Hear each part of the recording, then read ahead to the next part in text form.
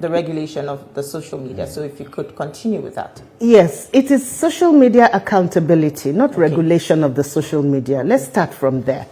Distinguished Senator Ned has made it very clear that this bill has nothing to do with regulating social media in the aspect with which Nigerians want to see it.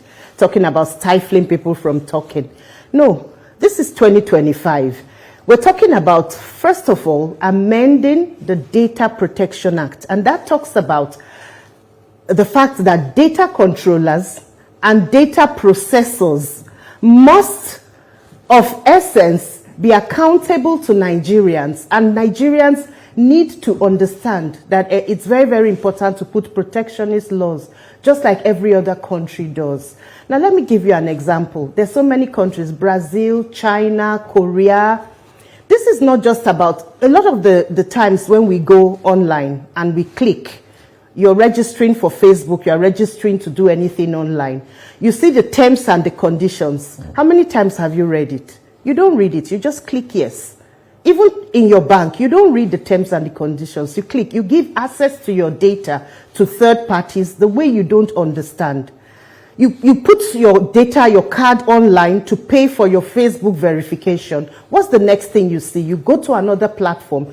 Your card pops up automatically because Facebook is mandated to give out data irrespective of your consent to anybody that just asks for it. So that can't happen in any other country. If I understand you now, you're saying this is more of protection of the yes, it's protection for you and I need to really draw attention to that. Well, some people are asking, do we really need this bill? Because we have the Cybercrime Act 2015 and the Penal Code, and they are saying that this already covers what this current bill is trying to address. Don't you think, do you think a new bill is necessary? And don't you think that this is a case of maybe government overstretching?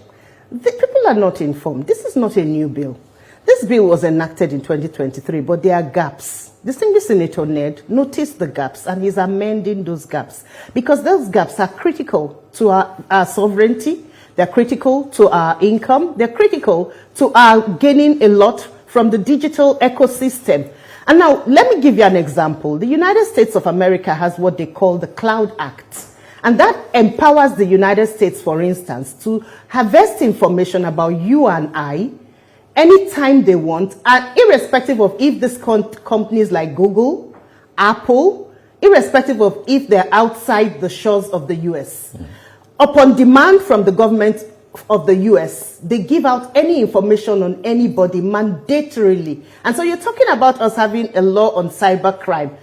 It overrules, it bypasses any other thing to obtain this data with or without your consent.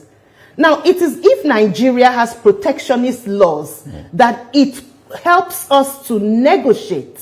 You can only negotiate on better terms the access people have, third parties have, to your data as citizens. So this is completely about sovereignty of our data, of our people. It is protectionist. Okay.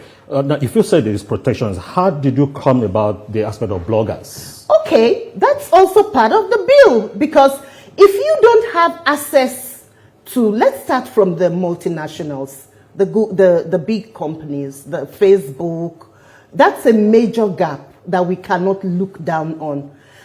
They're not physically here.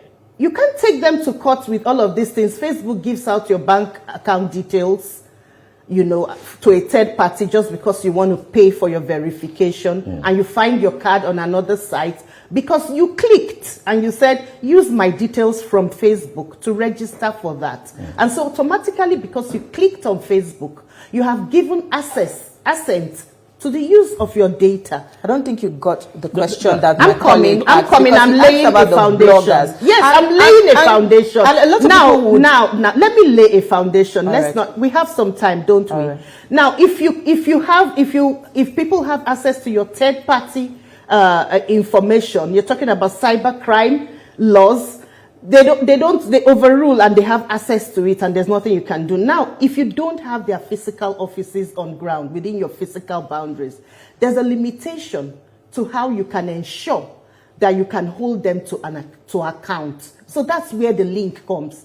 They must have physical offices here for you to have access to them for justice, for legal redress, for different things.